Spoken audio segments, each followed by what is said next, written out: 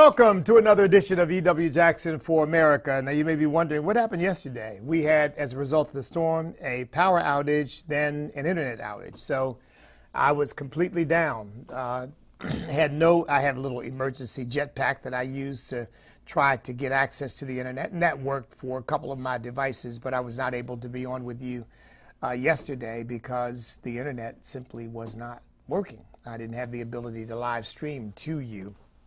My live streaming is not wireless. I'm wired in, and I guess I could try, but of course Instagram, I could have done Instagram, couldn't. Well, actually, no, I couldn't. I'll tell you why. Because in our studios, our cell signal is boosted, and when it's boosted by the internet, and when the internet is out, the cell signal goes way, way down, and it's kind of in and out. Sometimes you can have a signal, you see one or two bars, sometimes you don't see anything. So we were just out of pocket yesterday.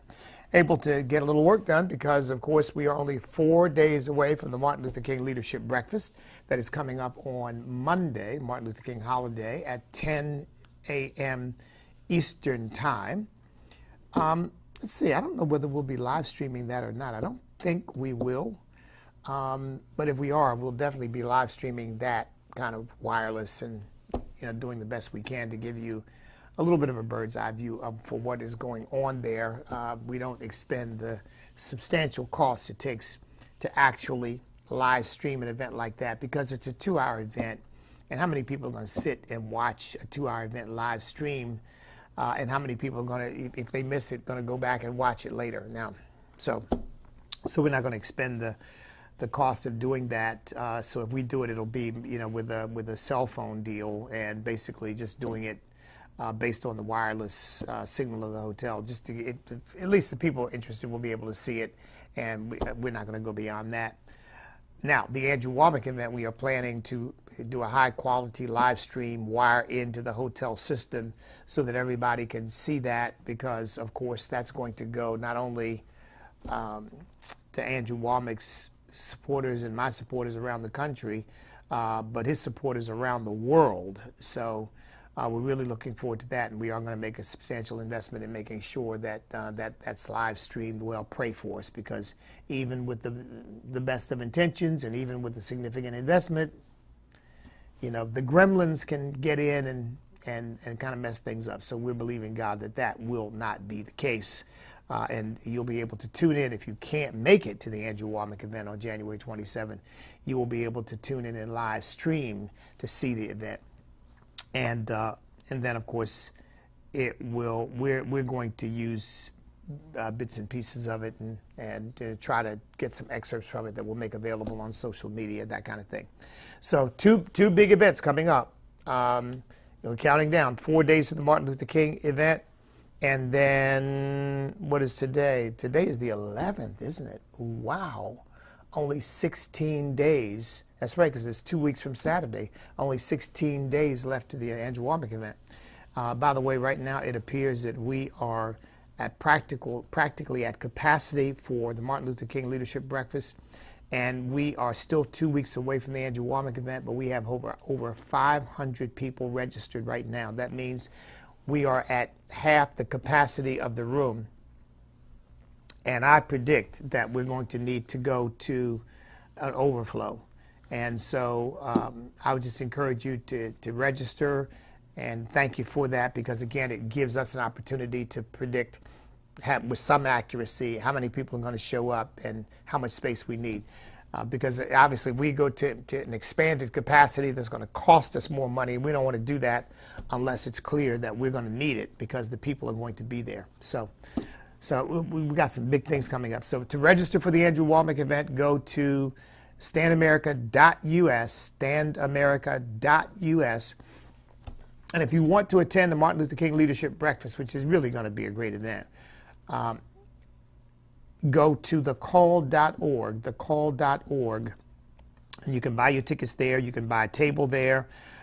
You can, if you're one of these internet challenge people and you're not comfortable with that or whatever, call us at 757-485-7777.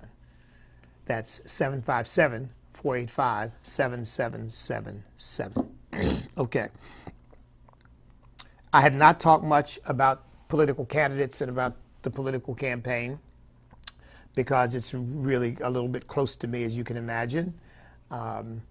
Having been on the campaign trail for 5 months and having gotten no traction because the media simply refused to cover me, it left me feeling I need to take a step back from that and kind of, allow myself to kind of settle down attitudinally and emotionally and psychologically and most importantly spiritually, and you just get a little distance from it. And so I've had an opportunity to do that. I'd never crawl into a corner and go into a fetal position. Oh, woe is me. That's just not me. God hasn't wired me that way. And now that I know the Lord, I know I have no reason to be that way. But needless to say, I wasn't happy about the treatment I got. I'm not going to pretend otherwise to you. I was not happy at all about the treatment I got. But of course, we don't live in bitterness and hatred and unforgiveness toward people. We just, as Christians, we just don't do that. But of course, what I was seeking to do was, and I'm still seeking to do, and I believe God has shown me some things that are very important, was to learn the lessons from that experience that God wanted me to learn from it. Obviously, he wasn't ready for me to be president of the United States at that point, because if he had, I would be on my way to being president of the United States. So that clearly was not the plan and will of God for me at this stage of my life. So, but obviously, he wanted me to do it for a reason. And my job as his child, as his son, is to seek to discern, to understand, okay, Lord, I did that in obedience to you. I know you told me to do it. What is it you want me to glean from it? What do you want me to learn from it? What wisdom are you trying to impart to me as a result of this experience? And then where do I go from here? What am I supposed to do with that? How do you want me to deal with that? And of course, I've got some ideas about that too, which I think I'll be able to get to today. So last night, Fox News had a town hall forum with Donald Trump, who is the leading candidate. I have told you all, I have not endorsed anybody, okay? But I got to thinking about that last night, about endorsement and who I might endorse. I think I've already said, in fact, I know I've already said, I know I've already said, I'll never support Vivek Ramaswamy. I'm not supporting a Hindu to be president of the United States. And I'll tell you something, I hope Donald Trump doesn't even consider appointing him as his vice presidential running mate. That to me would be a disaster. It would demonstrate that Donald Trump really has, while he has a tremendous political understanding of where we are as a country, he has no spiritual understanding at all. If he were to do that, that would tell me he doesn't understand where the country is. He doesn't understand the crisis we're in and the attack on our Judeo-Christian values. He just doesn't understand it. Because to me, to put a Hindu within a heartbeat of the presidency would be a monumental betrayal of who we are and the legacy that's been bequeathed to us by our founding fathers. It is not a legacy of Hinduism. It is a legacy of Judeo-Christian values and principles and heritage. And I wouldn't vote for him. And I don't know what he would do, what I'd do if he won the ticket. I mean, I just don't know. I haven't thought that far ahead, but I'll tell you one thing, it would not be an easy decision. I can tell you that. It really wouldn't. And I have from time to time, when I did this in Massachusetts, I haven't done it since in Massachusetts, where I just sat the race out because candidates from both parties were so abominable that I couldn't in good conscience vote for either one. And I'm not one of these just knee-jerk Republicans, so as long as there's a Republican behind the person's name, they're automatically going to get my vote. It doesn't work that way.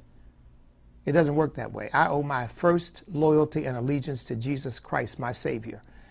And I'm not supporting or voting for anything or anybody that I think is his enemy. Does that make it plain? I don't care who they are. If they are an enemy of the gospel of Jesus Christ, they're not getting my support. Why would they? Because they're an enemy of my Heavenly Father, an enemy of my Lord and Savior. That makes them my enemy. I don't hate them, but they're not going to get my support. And Nikki Haley, as far as I'm concerned, is in the same category. I think she's a half-baked conservative, wannabe half liberal. I just don't think she can be trusted at all. I just don't trust Nikki Haley, not one bit. Don't trust Vivek Ramaswamy either. I don't trust either one of them. And it's interesting that both of them have these sort of exotic spiritual baggage with them. I mean, Vivek as a Hindu and Nikki Haley as a Sikh. And as you all know, I'm of the opinion that Nikki Haley is still a Sikh. I don't believe that Nikki Haley is a Christian, not for a moment. I don't believe it. Because again, I have read that she regularly, in fact, she does a big annual Sikh celebration, and she regularly goes to Sikh services.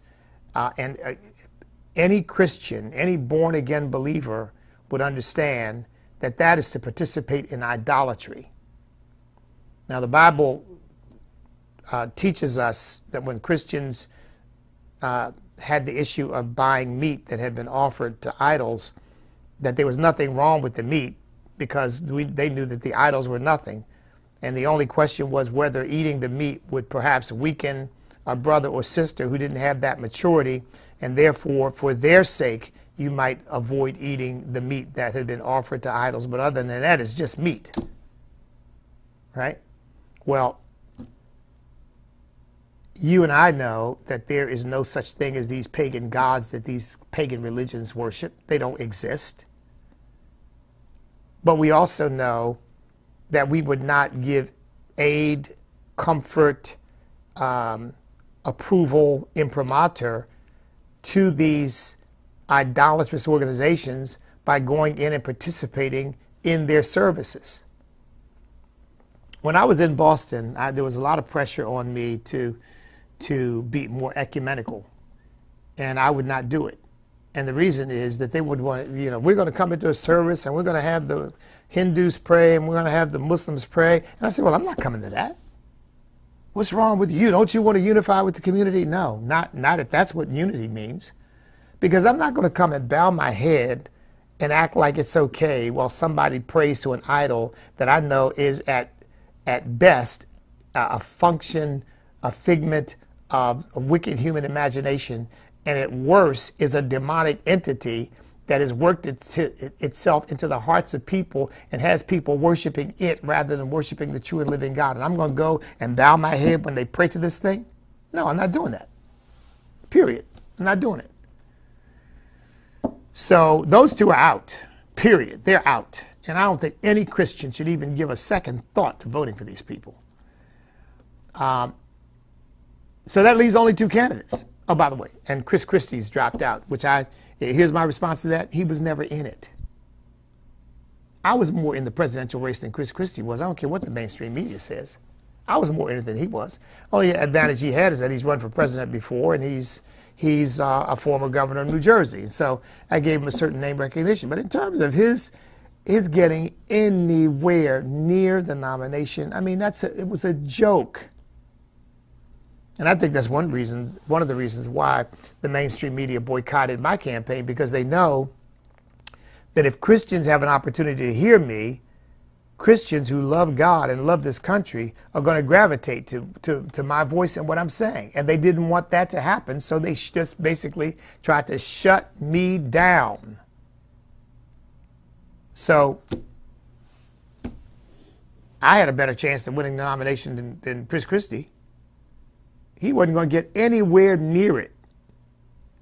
And I frankly, all said and done, aside from the pragmatics of being able to get the media exposure and raise the money, obviously, and those are not to be dismissed as irrelevant. They are very relevant. But leaving those aside for the moment, just as a logical matter, I had a better chance of winning the nomination than Vivek Ramaswamy or Nikki Haley, because I am undeniably and irrefutably conservative, and my record is rock solid. I mean, people look at the things I do, the things I participated in, the stands I've taken over decades, and they know this is who I am, and this is where I stand. We don't know where these other people, who they are, where they stand. I mean, they're just saying stuff because they think it's going to help them or hurt them. They say stuff because they think it's going to help them and don't say stuff because they think it's going to hurt them. So they basically, as my daddy used to say, they throw a rock and hide their hand. Nobody really knows where these people stand. Donald Trump at least has a track record, and so does DeSantis. Now, so let me just tell you, that means it comes down to, if I'm going to do an endorsement, and I've decided that I am, exactly when, I don't know. I don't know. But I've decided that I'm going to do it because I really believe that I need to weigh in. And obviously, it's a choice between Donald Trump and Rick DeSantis.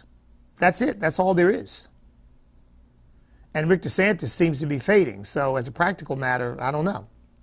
And there's still a lot. He's got a lot of people who support him, obviously.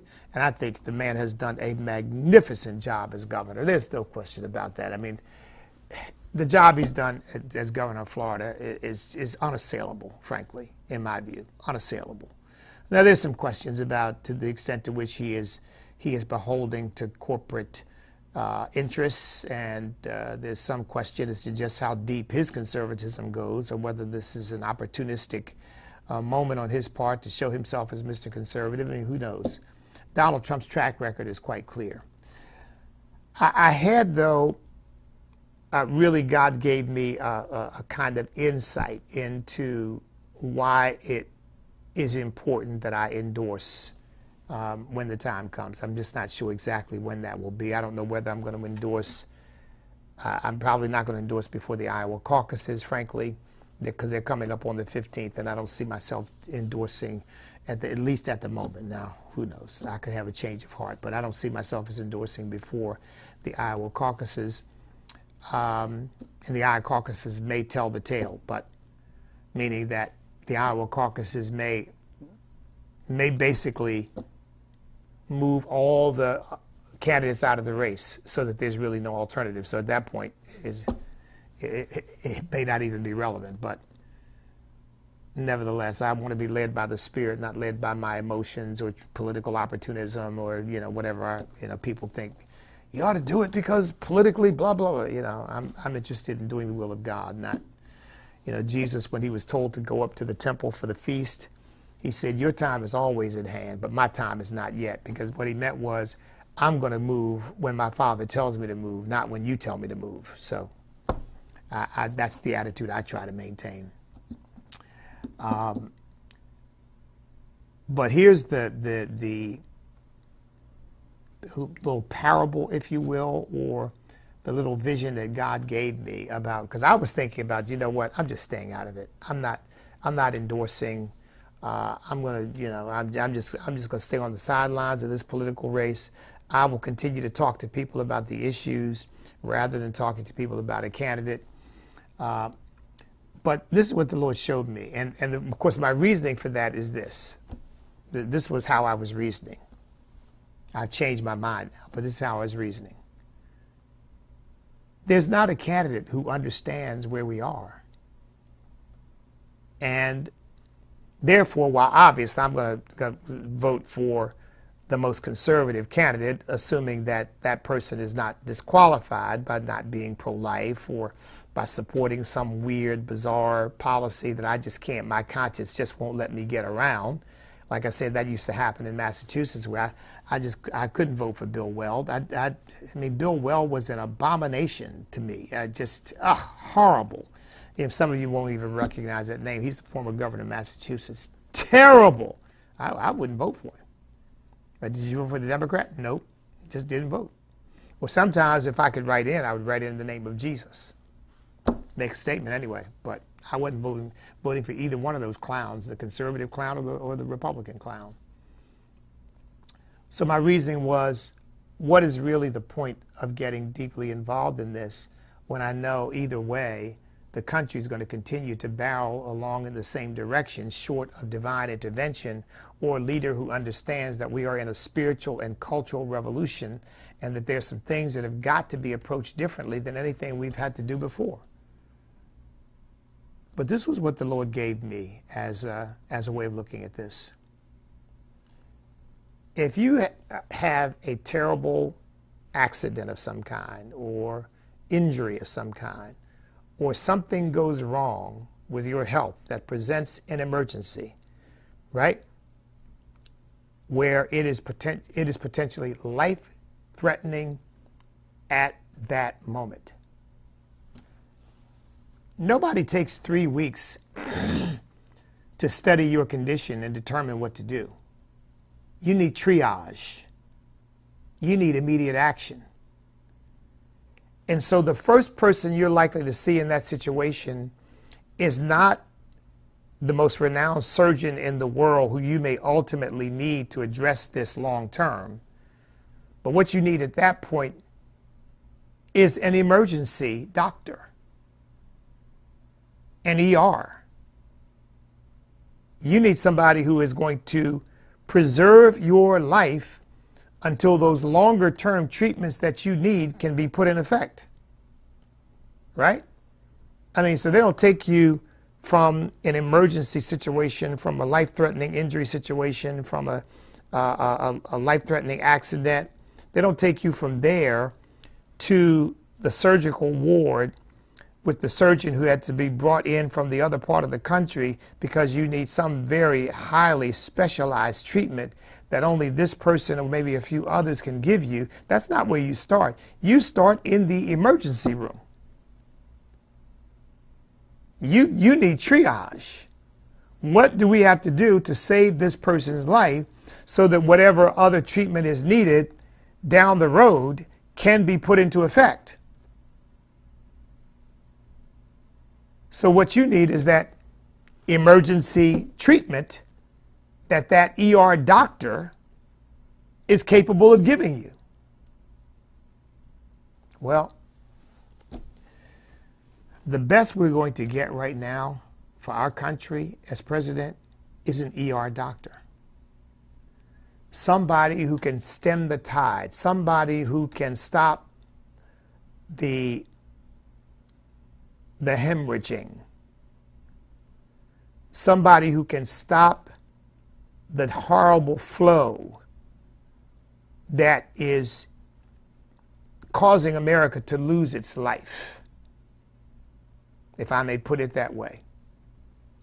Somebody who can staunch that so that America doesn't bleed out, if you will, spiritually.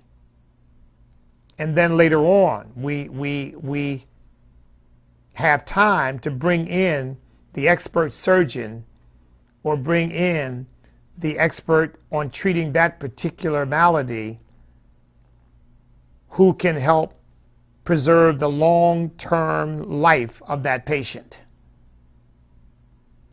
But first you got to triage the patient. First you got to save the patient for future treatment. That's where you start. What do we need to do right now? Stop the hemorrhagings. Stop the bleeding. Stop the terrible side effects. I mean, maybe we put this person into an induced coma, but what we don't do is say, well, you know what? We're not going to do anything until Mr. Top Surgeon from wherever, some big university, can come in, and it'll be 3 weeks. So, you know, the person will just, we'll just bide our time. Well, the person will be dead by then. You see my point? So that's what the Lord gave me in terms of thinking about what has to happen for the country, because, of course, I'm thinking long term about the future of our country. Do we maintain ourselves as a Judeo-Christian culture? Do we maintain ourselves as a constitutional republic? Do we maintain ourselves as a nation of individual liberty?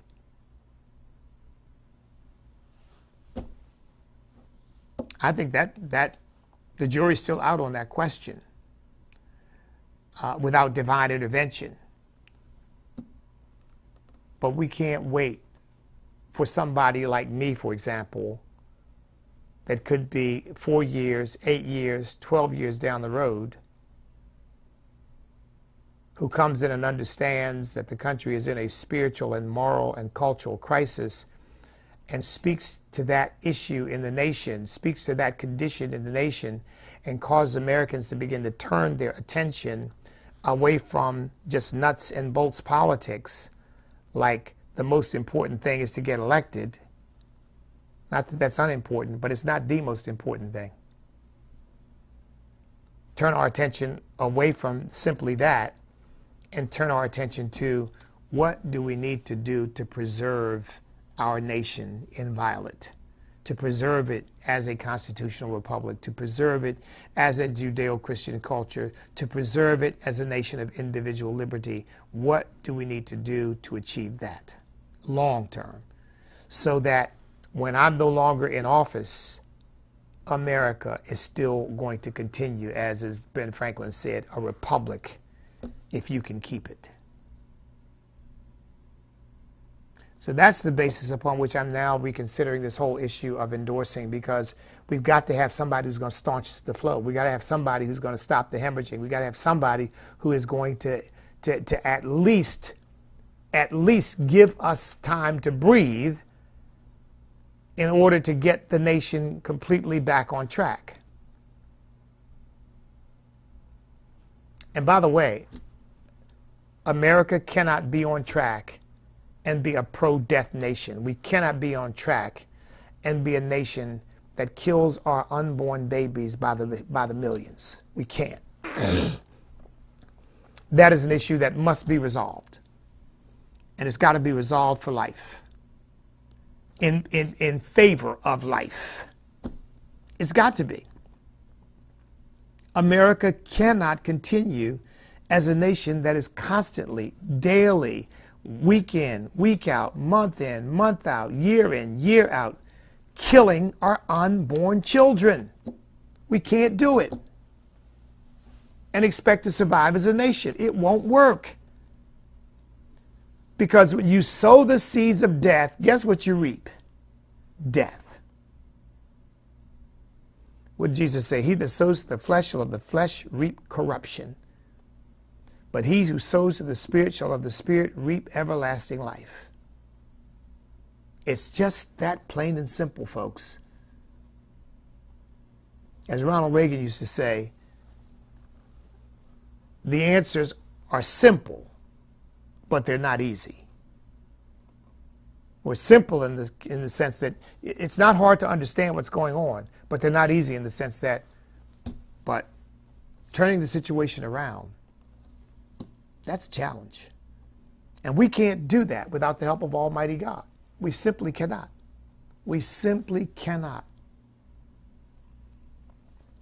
So, I mean, I heard Donald Trump last night trying to, and a lot of Republican politicians are doing this, trying to figure out a way to thread the needle on the life issue. See, I am of the view that more than threading the needle, we need to provide leadership on the issue and persuade the American people what we are doing is killing our unborn children, killing our unborn children. In fact, I'm going to write a little essay and maybe provide a little list about the vocabulary for saving America, about the things that we should and should not say, about how we should and should not speak. Because I'm convinced that abortion ought to become like like profanity. We ought never use it.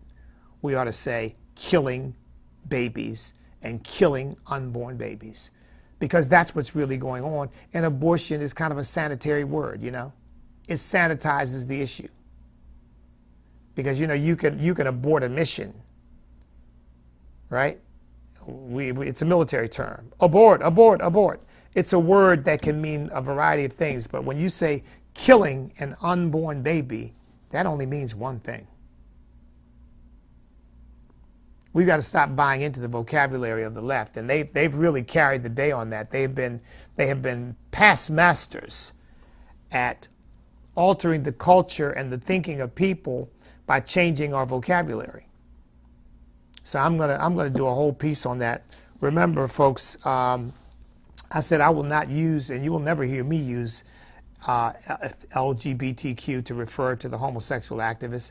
I say SPCG movement, the sexual perversion child grooming movement, because that's what it is. These people are sexual perverts, and they're trying to groom children. That's what's going on. And it's just so obvious. And they try it because they're not even honest about it. They try to say when parents object to explicit sexual, particularly these homosexual books is what they're really pushing. But when parents object to it, they say, oh, you're trying to ban books. Well, I mean, they know that's a lie. Nobody's trying to ban books. What we're saying, certain materials should not be made available to young children. They are harmful to them. But they won't even address that on its substance. They just want to call you book banners. You're like Adolf Hitler. You're a bunch of... So that tells me you don't have an honest agenda. You've got a sick, nefarious, wicked agenda. And you're trying to lie your way around it by lying on the people who are opposing you, as opposed to meeting it head on and having an honest discussion. In fact, who is it I heard say this? DeWine. What's his name? Mike DeWine, the governor of Ohio, who just vetoed a bill that would have prohibited the mutilation of children and injecting children with all of these nasty hormones that can alter these kids' lives forever. And he vetoed that on, well, both sides have the interests of children. No, they don't. No, they don't. The people and the parents who are opposing this stuff, knowing that you're making life-changing, life-altering decisions for a minor who is incapable of making those decisions for themselves, and may later on in life, as we now see on what they call the detransitioning movement, as we now see, are saying, that was wrong. That was wrong. As a child, that should not have been allowed to happen to me. I didn't know what I was doing. Well, of course you don't know what you're doing when you're 12, 13, 14, 15, 16, 17 years old, and you're making decisions that 15, 10, 15, or even 5 years down the road, you may look back and say, what in the world was I thinking? That's why it's up to adults to protect these children. But oh, no. We're extremists, and we're bigots, and But these sexual perverts, they've got the best interests of children at heart. Oh, yes. No, they don't. They're groomers. What they have in mind is enhancing the community of people who want to participate with them in their perversion. That's what they're up to. And having more people to help change the culture so that their abnormal behavior becomes accepted as the norm. That's what they're up to. That's why Barack and Michelle Obama did a Netflix thing. I was just reviewing that again today. Let me see if I can find that. But did a Netflix program on, I didn't realize it was this involved, but it's a cartoon for preschoolers now. For preschoolers, where they not only attend, but participate in a so-called, not their word, not mine, quote unquote, gay wedding. See, I refuse to use that word. They participate in a homosexual abomination that somebody's trying to call a wedding. And they've got preschoolers participating in this, and of course Netflix is pushing this stuff anyway. Preschoolers participating in this and calling it some kind of great educational opportunity or something. I mean, and they want to claim, oh, because we're operating in the best interest of children. Yeah, right. And they're operating in the best interest. I mean, here again, it makes you wonder, Michelle Obama, with all the money they've got and all the influence they got, here we go. It's called Ada Twist. I don't even know what that means, Ada Twist. But Ada Twist Scientist, I guess that's the name of it. Ada Twist Scientist. And they've got a picture of two guys kissing. One appears to be black, the other appears to be white or Hispanic, because you got to get the mixed race in there too. I mean, that's the homosexual, racial, it's now, the sexual perversion, social Excuse me, folks. The sexual perversion, social and racial justice industrial complex now. Because they've got them all, woven in there together. I mean, I don't have any problem with interracial marriage and relationships between men and women, because God made men for women and women for men, and I don't have any problem with that whatsoever. But it's clear that these folks have an agenda to manipulate people into what they see as their vision for this brave new world they want to create. And I guess part of what they're doing is piggybacking homosexuality onto interracial relationships to say, they're the same. They're not the same. They're not the same. Yeah, Ada Twist Scientist is actually the name of the program. Shows young students coming together to set up and celebrate their teacher's homosexual so-called wedding. And the executive producers say, this is aimed at preschoolers. Preschoolers. Now, again, I'd ask you this. What in the world would move a normal man and woman to expend their time, their resources, what little talent they got, because they don't really have much talent, to be very honest. I mean, what talents does Obama have? I mean, he doesn't have any, basically, in my view. I mean, he talks, but I don't see Obama as being brilliant. People say he's brilliant, but please. Obama is about as superficial and as vacuous as it gets, and this proves it. This proves it. There's no thoughtfulness behind this. He's just an automaton. He's filled up with all this leftist ideology and all this sexual sickness and immorality, and this is what permeates his thinking, apparently. I guess that's why, as a young man, he was writing letters to some woman telling her about his fantasies of having sex with other men. I mean, who does that? What normal man does that?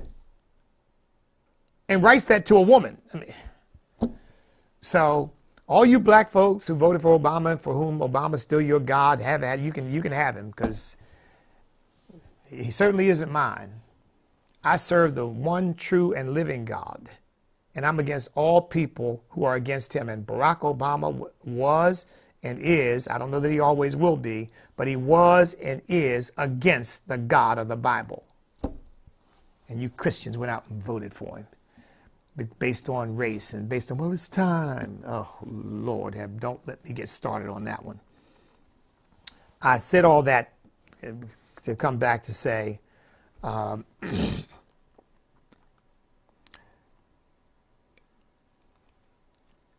we ultimately need leaders who understand that we are in a spiritual and cultural revolution, and the old political rules simply don't apply. When there was a moral and cultural and spiritual consensus in the country, and there were disagreements over tactics on how best to serve the American people, and I really do believe that there have been those moments, and there have been those times, you can compromise, you can work things out, because you're in the same universe of ideas. But now we're in a situation where the left has created a whole new universe of ideas that are completely contrary to and undermining of the universe of ideas that made America the greatest nation in the history of mankind. On every level. Economically under attack, culturally under attack, educationally under attack, spiritually under attack, the family under attack, the military under attack, the colleges and universities, they don't have to be under attack, because they've just given it wholly over to Satanism as far as I'm concerned. They're institutions of the Antichrist. The Antichrist won't have to look far for constituents. Just go to these colleges and universities and say, hey, I'm God, worship me, and they'll be happy to say, you're gonna save us from climate change? Yep, okay, you're it. We vote for you as God. I mean, That sadly is where we are. And we need leaders who understand the cultural situation we are in. And we need leaders who understand the manipulation that is taking place in our culture, using language, using words, using vocabulary to get us thinking their way. Look, folks, words are how we think and reason.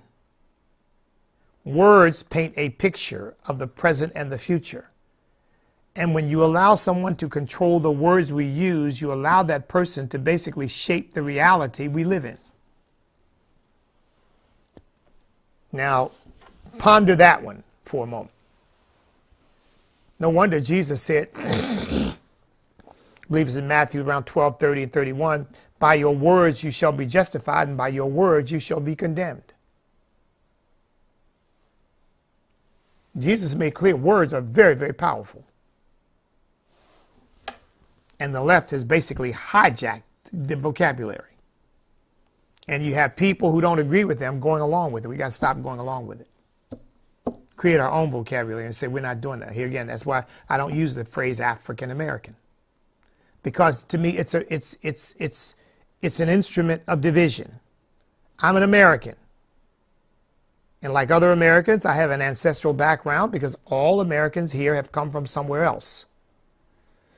But if we all emphasize where we came from as opposed to emphasizing where we are, guess what that leads to? Division. And what did Jesus say? A house divided against itself cannot stand. I'm an American. I happen to be an American of African ancestry, like some Americans are Americans of Irish ancestry, Italian ancestry, German ancestry, South American or Hispanic ancestry, Spanish ancestry. But we're Americans. One nation, under God, indivisible with liberty and justice for all. That's the vision. Not a bunch of tribes living in our own silos and enclaves, looking out suspiciously at the others. And this is what every candidate must understand. Any candidate running for any office in this country must understand this. You know, in fact, if I had the time and the money and the resources, I'd create a political institute that would start training people to be politicians, statesmen, appointed officials, whatever, in the political world in light of the Cultural Revolution we're in. To be anti-Cultural Revolution warriors.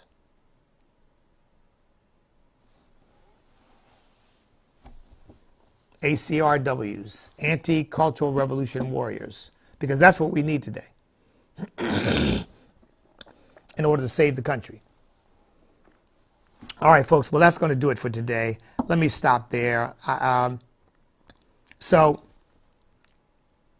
again, I thought Trump did a masterful job yesterday with those interviews. He also answered two questions that I've had some criticisms about, which is, of course, I knew when he said, I won't be dictator for one day. I mean, I knew what he was doing. He just loves to tweak his opponents. I just don't think it's wise. But he straightened out what he meant. I have no interest in being a dictator, he said, which is what I thought he should have said from the beginning. But then, of course, he's a PR master, isn't he? At getting people talking about him. I mean, there's nobody better at that. And then he also talked about a second issue about retribution, about, I don't have time for retribution. I'll be too busy basically trying to save the country. And those were two good things to say and two good things to hear. But the retribution part, I didn't know, I wasn't quite sure about that. But the dictator part, I mean, I just knew he was just tweaking people. I just thought he just needs to stop doing it. But again, that's my view, and I'm a candidate who never got traction. He's a candidate who may be on his way to becoming president of the United States once again for a second term. So what do I know in the end about his strategy? But I can only give you my analysis of what I think is right.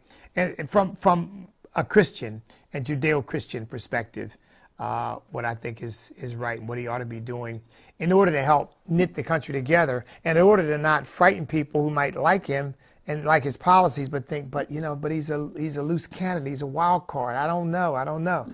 To really just calm some of those people down, to say, you know what, just go back to focusing on what he does rather than what he says.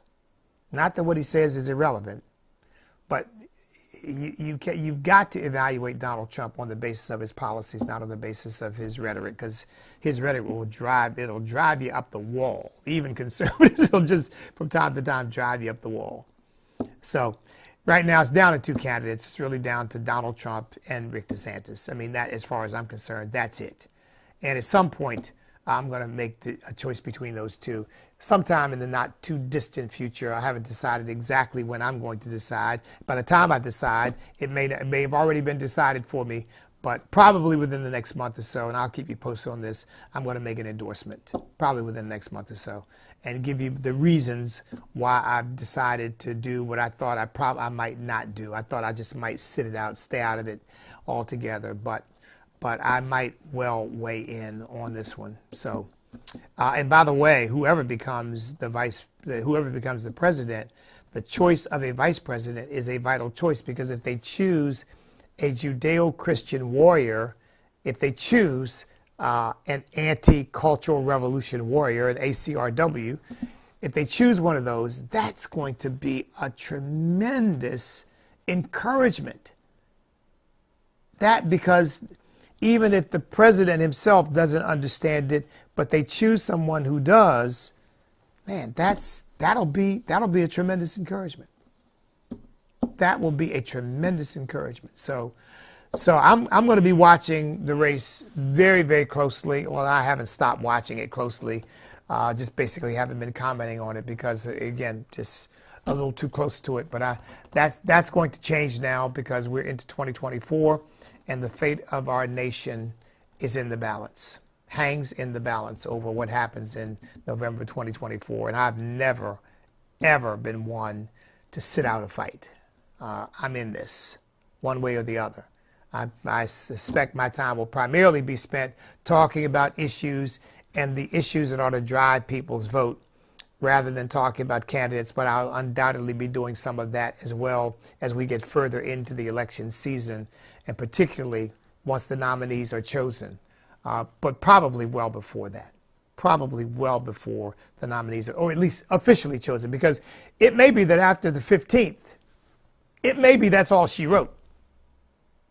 At that point, it may be that, well, nobody's going to get anywhere near catching Donald Trump. Chris Christie was never in it. Now he's officially out of it. And it may be that the others just say, you know what, I throw in the towel. I think they're all probably at this point campaigning to be VP anyway. I think that's really probably what they're up to, because I think they see if over the last year of campaigning they have not been able to move the needle significantly, they've got to be settling into the reality that the best they can hope for is maybe that Trump will choose them as his running mate. That may be what they're settling into. Because even Rick DeSantis, who was the best hope of an alternative for Trump for many people, campaign going nowhere. Just couldn't get traction. I mean, I couldn't get traction because I couldn't raise the money with no exposure in the media. I couldn't raise the money. Rick DeSantis raised the money and he still couldn't get any traction. That tells you a lot. So unless something breaks for him, I think for all practical purposes, he's done. But we'll see. We'll see. I like his policies too. I mean, I like what he's done with Florida. So we'll see. We'll see. I'm praying about it and thinking about it, and I just wanted to let you all know that. So in the meantime, look, don't forget, Monday, 10 a.m. at the Chesapeake Marriott, 725 Woodlake Drive. Go to thecall.org to get tickets to the Martin Luther King, the Chesapeake, 24th, by the way. 24 years we've been doing this. 24th Chesapeake Martin Luther King Leadership Breakfast. Thecall.org is where you go. And you can buy your tickets there. You can buy a table there. And if your internet challenged or you don't particularly want to do your transactions there, call us at 757-485-7777. Andrew Womack's coming to Hampton Roads on January the 27th. He'll be at the Chesapeake Conference Center at 6 p.m. That's 700 Conference Center Drive, which is right next door to the Chesapeake Marriott Hotel, which is 725 Woodlake Drive, but they're right next door to each other, literally. You can see one from the door of the other. You look out, he's from the Conference Center, see the hotel, look out from the hotel, see the Conference Center, and they're within walking distance, maybe 100 yards from front door entrance to front door entrance, maybe 100 yards. So I hope that you will participate in one or both of these events. Like I said, we got over 500 people registered for the Andrew Womack event already, and we're still, 16 days away, okay? So we fully suspect a packed house of 1,000 to 1,200 people, and if we get significantly more than that, we'll expand in order to accommodate. That's why your registration is important. Look, folks, we are going to win. See that says Save America? That's what's going to happen in the name of Jesus. So you stand up, step up, speak up, and refuse to back up, because we cannot be defeated if we will not quit, because we are on God's side. Oh.